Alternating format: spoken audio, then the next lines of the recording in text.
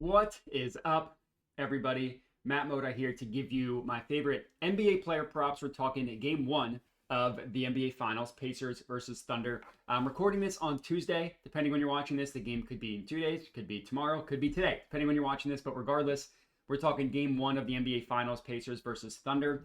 I'm going to have two official plays for you guys to lock in, along with a couple leans as well. Plays that I liked the look, but I didn't like the line or the odds or whatever.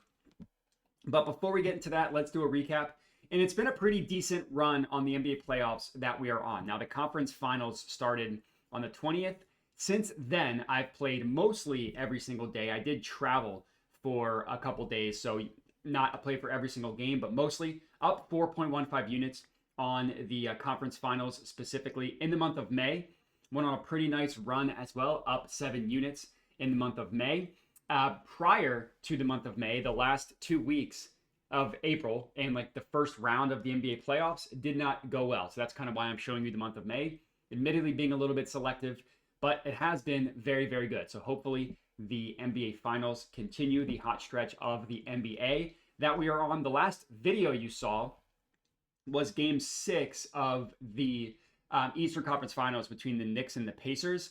And I went 1-1. I cashed Jalen Brunson under 2.5 made 3-pointers. That was at plus 100 for a unit, but we lost Miles Turner 15 plus points. That was at plus 120 odds at DraftKings. So we completely broke even, literally 0.00 units of profit, loss, whatever. Miles Turner one was kind of frustrating because he only played 21 minutes because he was in foul trouble the entire game. But when he played, he scored 11 points. So you figure if he plays 33 minutes, which is more along the lines of his average, he gets another 2 buckets, but it wasn't the case. That's okay. Like I said, still been a pretty good run. Let's hope that continues. So the first play that we're locking in here, I have an over and an under. And both plays are on the Pacers side. I'll go positive. I'll start with the over. And I took Aaron Nesmith, and I took him 3 plus made 3-pointers. So what I'm using is Props Madness. I should mention, amazing NBA tool. Check them out. I put a link to them in the description of the video. The main line for Nesmith is a very gross over 1.5. So if you didn't like the increased risk of the 3 plus, you wanted to go a little bit safer, this is a good parlay piece, the over 1.5. I'll give you that.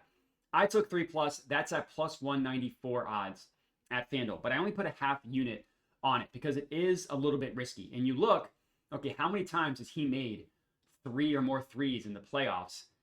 Only in 6 of 16 games. He did it the first game, which was clearly an outlier against the Knicks, and he didn't do it after that. He did it in the first 2 games of the Cavs series, didn't do it after that, and then he did it in 4 of 6. Yeah, that Bucks game went 5, so 3 of 5 against the Bucks. So really, the Knicks game was bad. The Knicks game was never going to be the type of series for Aaron Nesmith and his 3-point prop. The fact that he even had this game, granted 8 of 9, is obviously insane.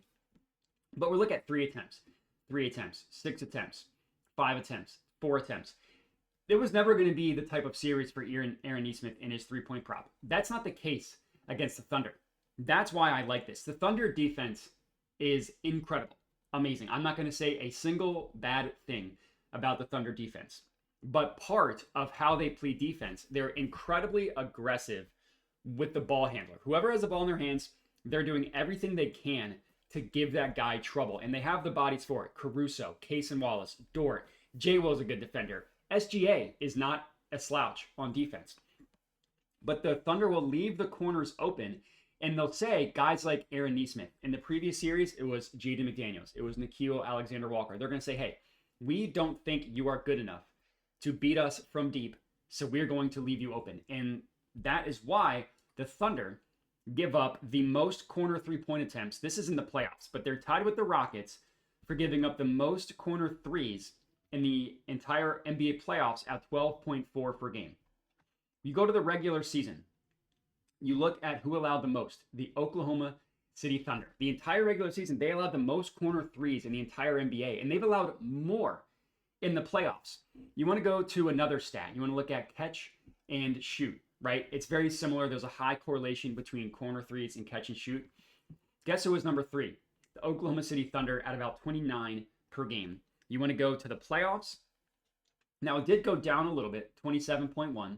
Still the third most in the NBA playoffs. It's by design. It's how they play defense. They don't give up anything in the pull-up. You want to look at pull-up three-point attempts?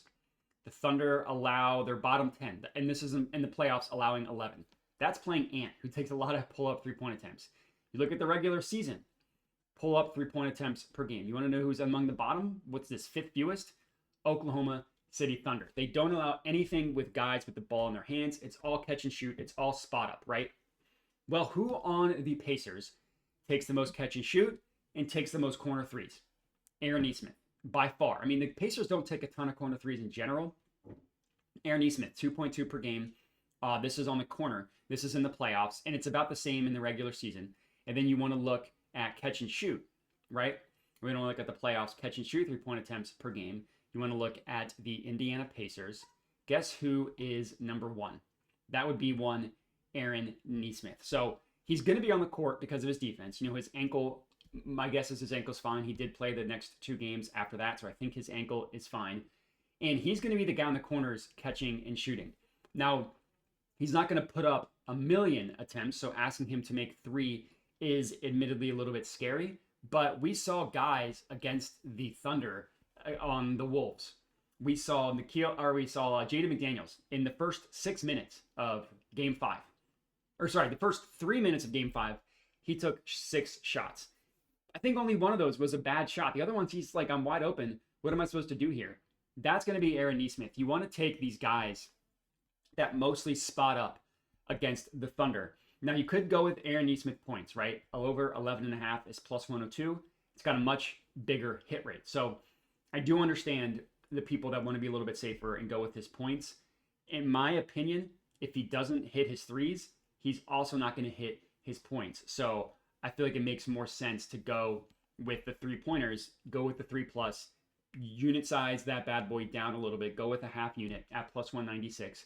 But I think it's a really good play. I really do like the Aaron Nesmith play. That's play number one. That's our over. Our under, I'm going under on Tyrese Haliburton points. Now, I was able to get under 17.5. It was at minus 110 at BetMGM. Looks like it's best offered right now, minus 110 at Hard Rock. You can also get minus 115 at Bet365 and BetMGM. Now, Haliburton's been good in the playoffs. He's averaging 18 points per game, actually closer to 19. He's gone over 17.5 in 9 of 16 games. This is the worst defense for Tyrese Haliburton to play, meaning the best defense at guarding him. Tyrese Haliburton is incredible, but he needs space to get his three-point shot off. He's not someone that can shoot with a high volume without a lot of space. Now, he can shoot from deep, and you saw that against the Knicks, right? The last shot he made, basically, the daggers, with the word I'm looking for, was pretty deep. He will shoot from deep. The Thunder are not going to give him that space. Caruso is going to be in his grill. Lou Dort is going to be in his grill.